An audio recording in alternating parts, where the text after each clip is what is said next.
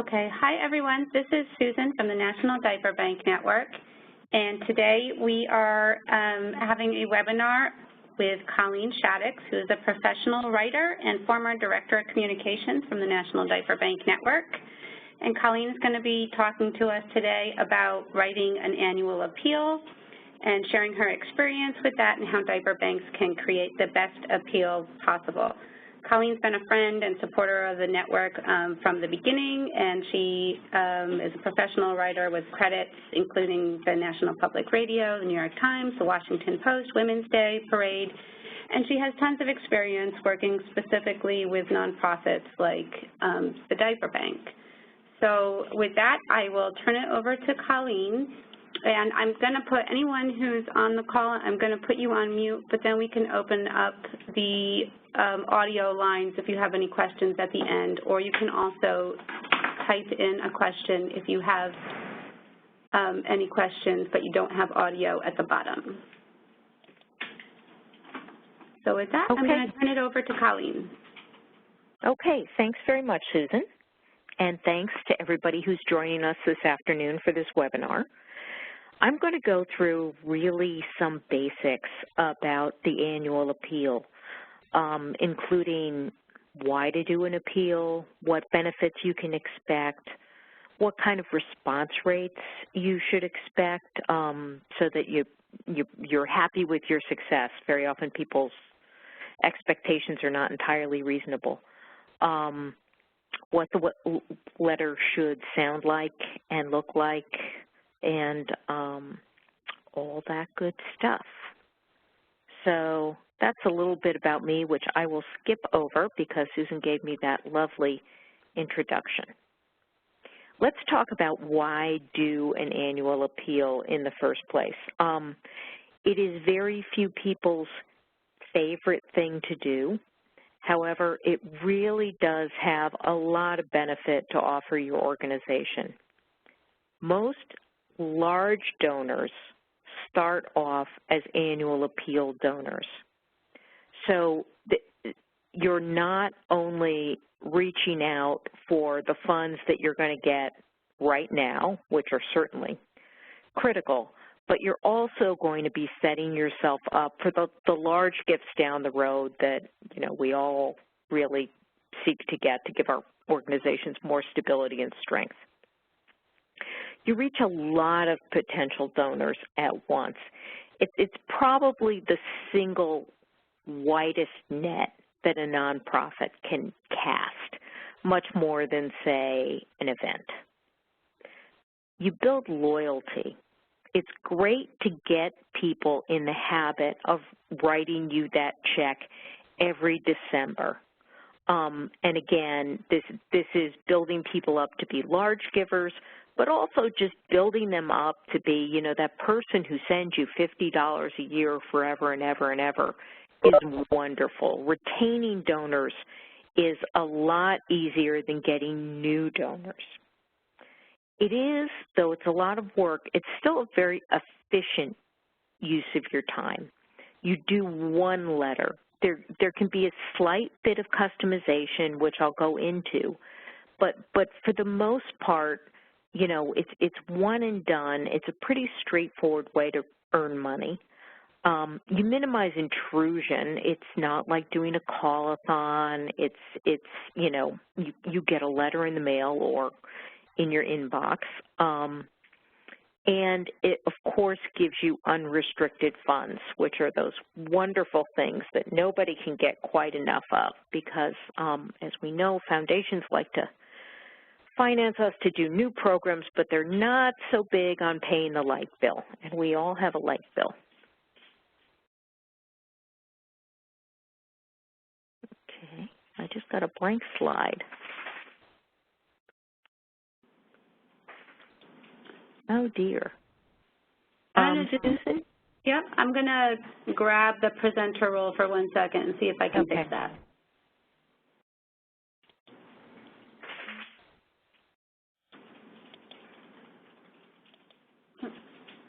Yeah, hang on 1 minute.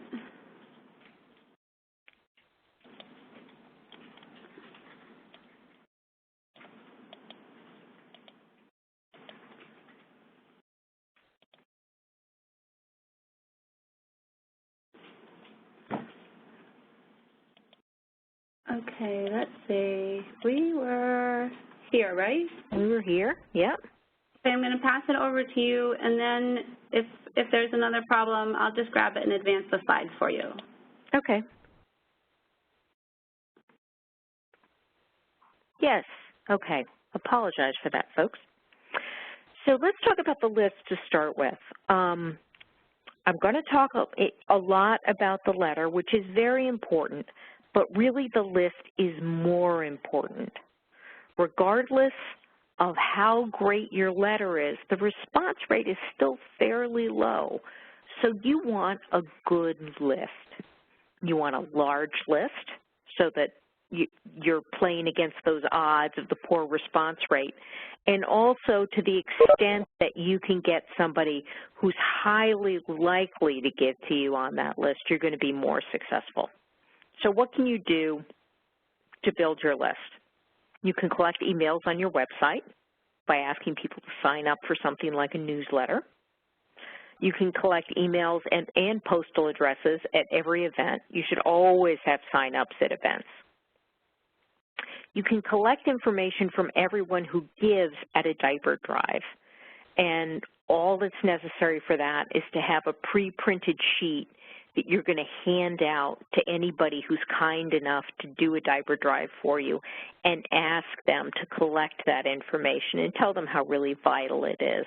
And again, the way to get that information is to promise that you will send them your newsletter or whatever kind of ongoing communication you have. And here is the last thing, which I think is probably the most important thing you can do to make an annual appeal a success. Ask every board member to come up with 10 names and addresses. You know that when a personal friend asks you to make a donation to an organization, you're highly likely to do it. So if you've got 8 board members, you're going to get 80 names that are people who are highly likely to give, highly likely to want to continue giving and learn more about the organization. And also, board members tend to be higher net worth individuals, so their friends tend to be higher net worth individuals as well. So I can't stress how important that is, asking everybody to do it. 10 is not a terrible number. And take leadership by doing it yourself and ask them to do the same. Paper or electronic, right? A lot of people have a question about this. And the short answer is, it's really great if you can do both. But if you're constrained by time or cost, here are some important questions to ask. How do you normally interact with donors? If you have people that subscribe to your e-newsletter, then you know that they're online a fair amount of time. They're comfortable interacting that way. You may be able to get away without doing a paper one, although I do urge you to do a paper one if you can. The second question, what age group are your donors in? If they're older donors, it's possible that they're much more comfortable writing you a check. That's what they're used to doing. The other consideration there is that a paper appeal has a little more longevity. Sometimes I will get a fundraising letter and I will put it to the side of my desk and I'll write these checks at the end of the month. And I may forget about that if I just get an online appeal. The other question is, what is your timing like? You probably want to get these out so that people have time to consider them before Christmas and write their checks by the end of the year. Now, if you're not going to be able to get a letter in the mail until December 20th, then a postal appeal I think is kind of unrealistic for you. But you could still do an electronic appeal that late in the year. And what I really like to do is do a postal appeal earlier and then follow up with an electronic right at year's end. And of course, the last consideration, which only you can answer, is cost. It does costs money to send out a first-class envelope. The letter. The letter should be short, personal, and emotional. And I say it's not a grant application or a creative writing exercise. It should be very much like a conversation that you would have with a friend on the telephone. There shouldn't be a lot of elevated language. It's fine to use some outcome results, say, we served 300 of the neediest families in our community. That's great. But charts and graphs and that kind of stuff are a little more out of place. And definitely don't go on at great length. Don't use a lot of thesaurus words. Just short, direct, and to the point is really what's going to work best. The greeting. A personalized salutation using a courtesy title is best, right? Because we're trying to establish a close connection. And if you send me a letter that says, "Dear friend," I'm not particularly special. You need me to think that you really need me to do your work, that I am part of your work. So using my name is really, really effective. I tend not to want to use people's first name. There are people who have a funny feeling about that. Nobody's going to be offended if you address them formally, but some people might if you address them informally. Now, more personal is better.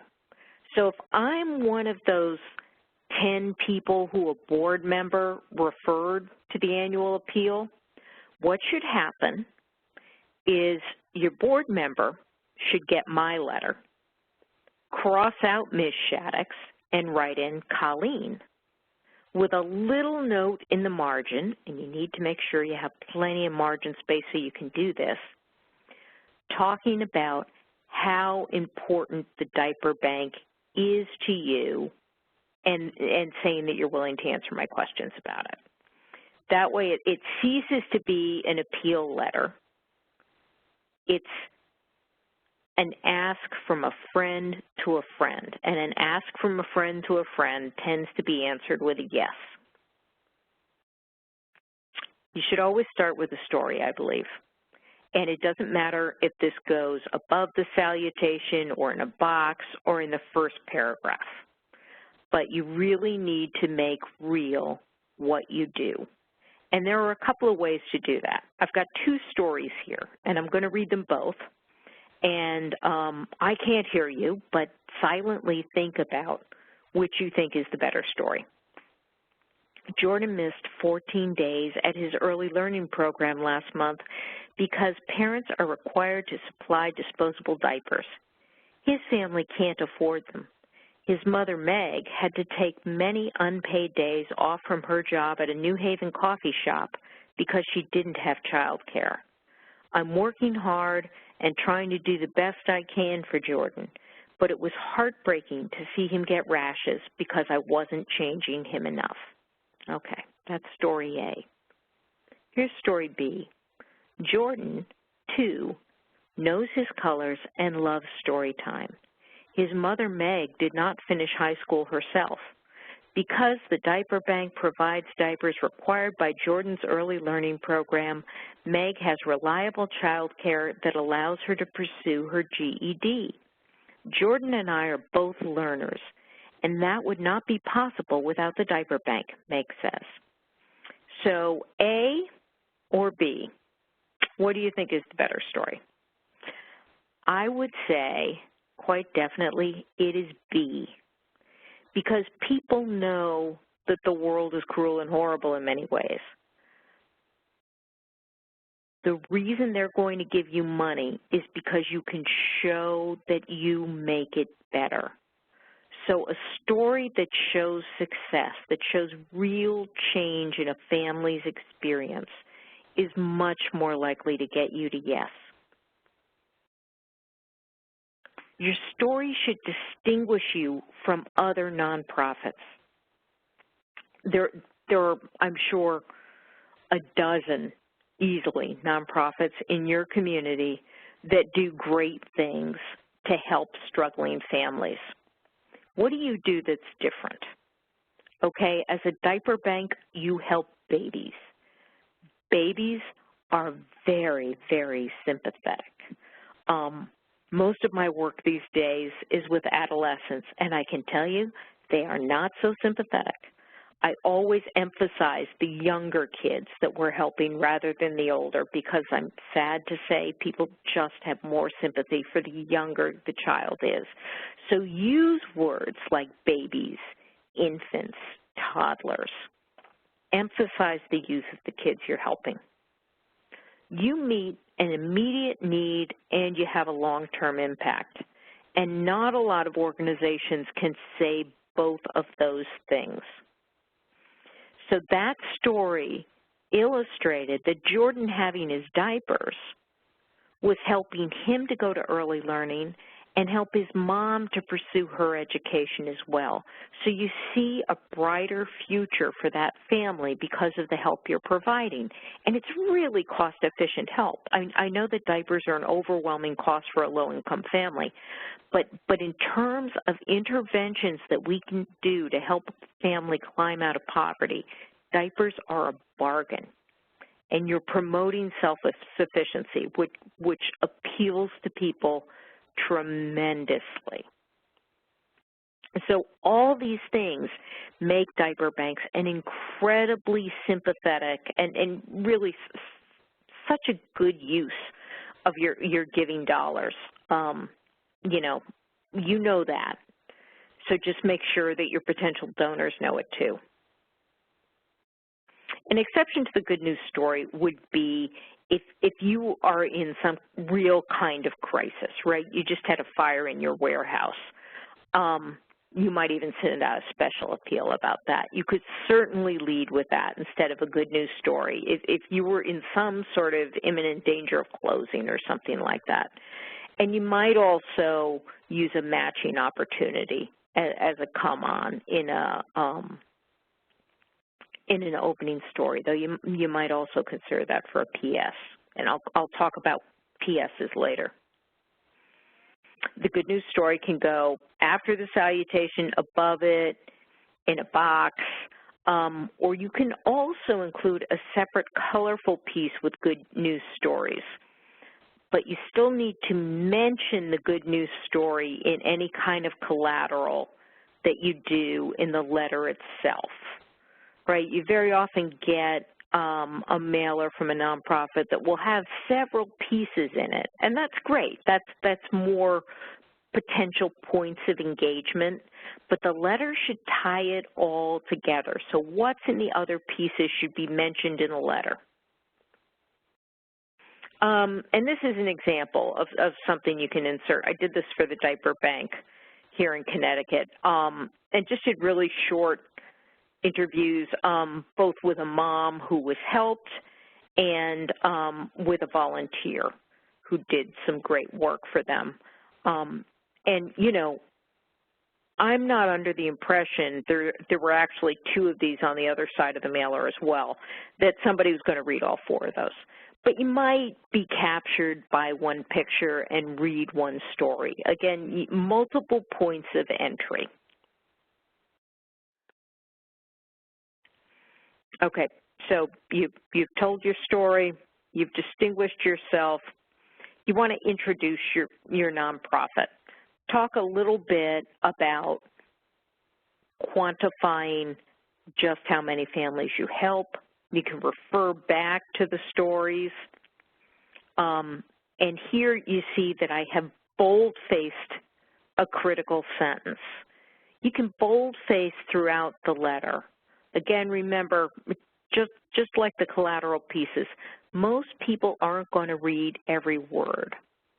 Think of yourself when you're walking back from the mailbox, right? You skim things.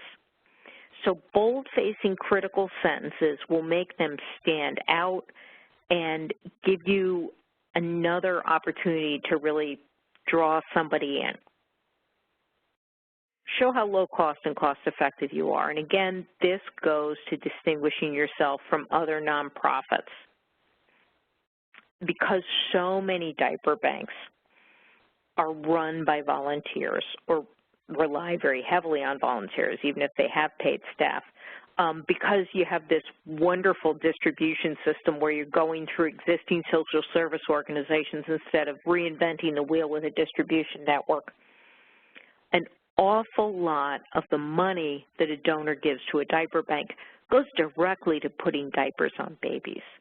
So you want to emphasize that if you've tracked that. And if you haven't, I really encourage you to, because that's something that's really going to distinguish you from other nonprofits and make you incredibly sympathetic and likely to get more support.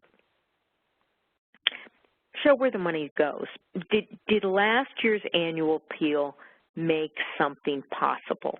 Did you expand where you were distributing diapers? Did you add some additional service? Mention this to show people that their past support really made a difference and imply that their future support will. You can also mention specific plans that you have for the annual appeal, and if you don't, that's fine.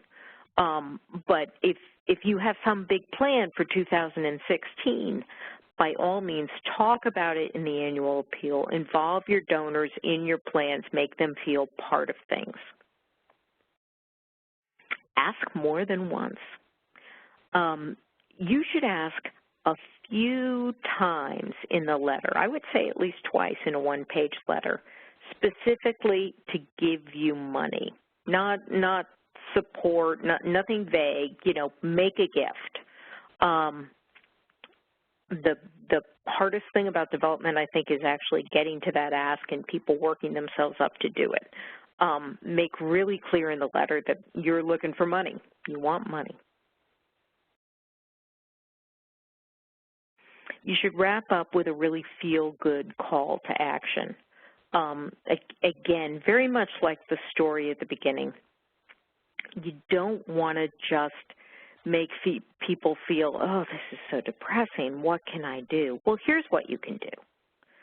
We're helping babies. We're making things better for babies. We're giving families opportunity, but we can't do it without you. Please donate. P.S. You should always have a P.S. because the P.S. is kind of highlighted after the signature. It stands out, and you should drive one particularly catchy point home. Okay, here are some good P.S.s. Did you know that a Yale University study found that low-income moms worried about running out of diapers more than food insecurity?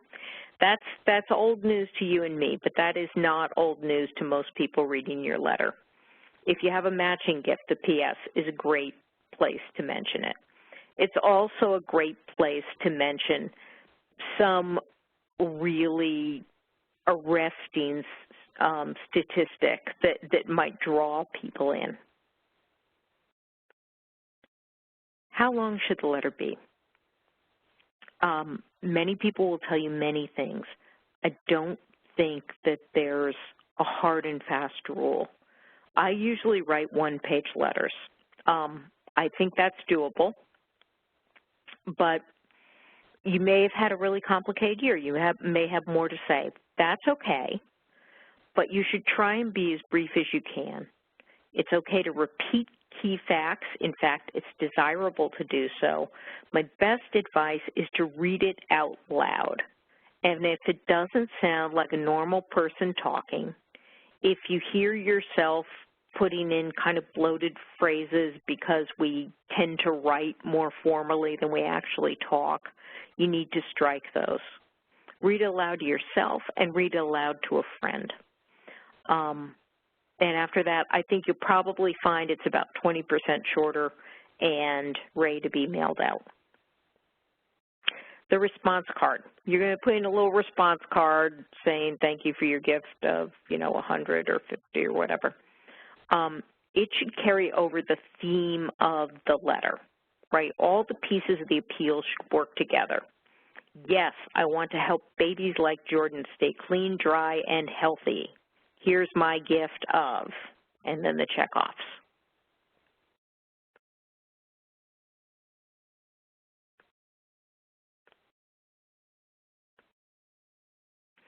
Other inserts. A press article featuring your organization is a great thing to put in. It's cheap. You can just copy it, but it's going to be a little arresting because you will put the flag of the newspaper, right, the printed, the New York Times in their typeface on the top, so it grabs attention. And you can start soliciting press before your annual appeal goes out to make sure that you have a good story to slip in. You could do a colorful one-pager of client stories like the one I showed you, or you could do a sheet of testimonials from partners and clients, and you should do lots of pictures because you have pictures of babies. And as I mentioned before, babies are very sympathetic and they're very, very lovely to look at. The envelope. The envelope really matters in some ways as much as the letter itself. As you know, many things that go into your mailbox go directly into the wastebasket without being opened. So how can you get it open? A lot of people use a plain white envelope with no return address. Now, there are some big pluses and minuses to this. The big plus is it's going to get opened. When an envelope comes, it's just a mystery envelope, you open it.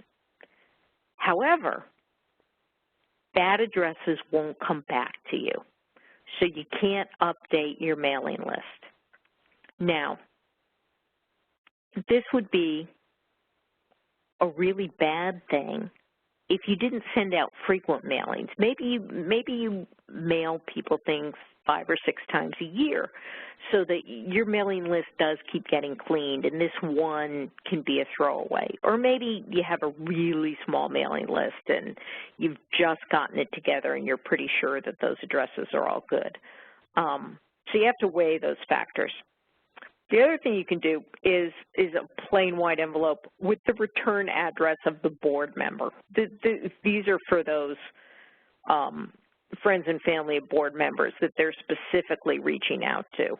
If you send something with their return address, again, that's definitely going to get open. That's a good strategy. You could do a colored envelope so that it stands out a little bit from what else is in the mailbox. There are pluses and minuses to that too. Or you could do your own letterhead and just do a little something extra to make it stand out. This is something that NDBN did that was pretty simple. We just had stickers printed up so they could use their regular envelope. We stuck them on, and it's, my favorite thing, a baby.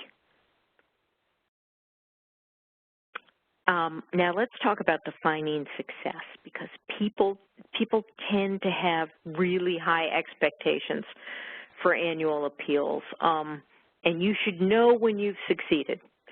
So 1.28 to 4.57% response rates are good. So if you're getting 5% of the people you send out to sending you back a check, that's fantastic. Pat yourself on the back. This is why building up your list is so important. You really want to have the largest list that you can reasonably have. And you will probably spend 30 cents for every dollar you raise. Again, that's a bit of an investment up front, but when you compare that to what it costs to have an event, it's really pretty profitable. And you're not just doing it for the 1 year. You are building a strong base of support going forward, and that's always, all development should be part of a bigger strategy, right? So your annual appeal cultivates new and existing donors. It gives you unrestricted funds, which are the most lovely things in the world next to babies. and you really get to educate the public about diaper need. You have that one-page letter and whatever collateral you send with it that makes your case in an uninterrupted way that you can completely sculpt yourself. So it's really worth doing, and I encourage you to do it. And that's about all I have to say, and I'm very happy to take any questions that you might have. Okay, thanks so much, Colleen. I feel like I want to write you a check right now. That's all such useful information. Well, you just give it to NDBN. Okay, I can see how all of those strategies really come together to, I don't know, you really kind of demystified, I think, a lot of it. Does anybody have any questions off the bat? I have a couple that were sent to us, but does anyone online have any questions?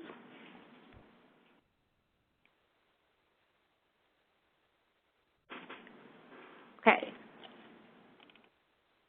I was wondering, Colleen, sometimes one person, it's come up in our Google groups where people are requesting donations and they want to attach specific amounts to more concrete ideas. So they might say for every $20, you know, if you donate $20, we can help a baby, you know, stay in diapers for X number or whatever. Yeah. Do you think that that's helpful, or noticing that you didn't mention it, do you think it's distracting or not necessary? No, I think it can be helpful. I don't know that I would do it on an annual appeal because I tend to think that those numbers are lower.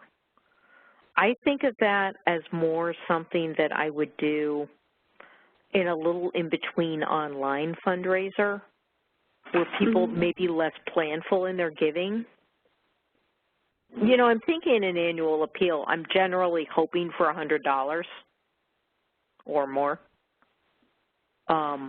So if you're that was another question, if you're hoping for $100, how on that reply card, where's that $100 in terms of, obviously you don't want that to be the highest you suggest, but how do you kind of push people towards that suggested amount? So I would make it the second highest. So I would say 50, 100, 200, 500, other. Okay. You know, make it aspirational. Got it. Okay. And another question was for the very small, brand new diaper banks that are doing this for the first time, that are going to try to do this, and it is a financial investment for them. Yeah. You know, it's going to be the bare bones appeal, but I think you gave so many great ideas about how to make it really kind of stand out. You talked about collateral and multiple points of entry. Is there one aspect of that you feel is sort of, if you were going to suggest bare bones plus one that people should include? I would try to get a newspaper story because all that is a photocopy. And it has, you know, the endorsement of an outside group. I'm not just telling you that I'm great. You know, the Evening Sentinel said that I'm great. It's a really, really easy way to do things. Okay, that's a great idea because a lot of our diaper banks got news for the first time, media coverage for the first time recently with Diaper Need Awareness Week. So, like you said, it's just a photocopy, and that's a great idea. Do you, when does a person start thinking maybe not the most, you know, not procrastinating till the last minute and also not an expert like yourself, but when should they put it on the calendar that they have to sit down and start writing that appeal? I would say that you want to get it done, you should probably be starting the first week of November, right? Because you want to get it out around Thanksgiving. Okay. So that it's landing with people early December. Okay. And I love that idea that you had of having the board come in, of course, and write personal messages, and to schedule that in between the printing and the mailing might also take a little bit of extra time. But so you think getting it so that it drops around Thanksgiving? Yeah. And I can't overstate how useful the board members are. You know, I said that a 5% response rate is great. You're going to get 9 out of 10 out of the people the board members write to, giving you something. Okay, that's great advice. And I think even if people don't have, of course they should go with their boards, but who are their key volunteers, right? Or if, you know, some of the new ones might be able to also think a little bit beyond the board for their first year as they're building up their list. Yeah, you know, there are diaper banks of all sizes. And even if you're really big, I think it's still useful to sometimes step back and think of one's strategy for selling one's daughter's Girl Scout cookies, right? You start with the people you know who will always do you a favor. And annual appeals are a lot like that. You know, eventually we hope we have lists with tens of thousands of people who are all dying to give us money. But, you know, we should never forget those really close contacts, because there are two things that motivate most nonprofit donations, and that's a feeling of connection and a belief in the cause. So if you already have a connection to a person, you know, you're halfway there. Right. Does anybody else have any questions for Colleen? You have, as you're thinking through this with your specific annual appeal, if you have any questions, feel free to ask.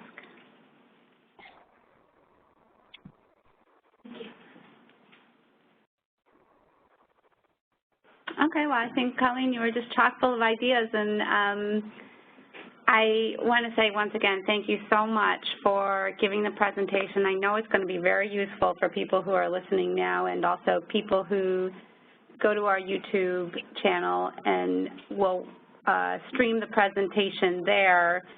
And we have our national conference coming up, and that will be the perfect opportunity to remind people that when they leave the conference, they need to, the next thing that they need to really focus on is starting their annual appeal. So it's kind of perfect timing. Oh, it's my pleasure. Diaper banks rock. Thanks again, Colleen. Thanks, everybody, for attending. Bye-bye. Bye.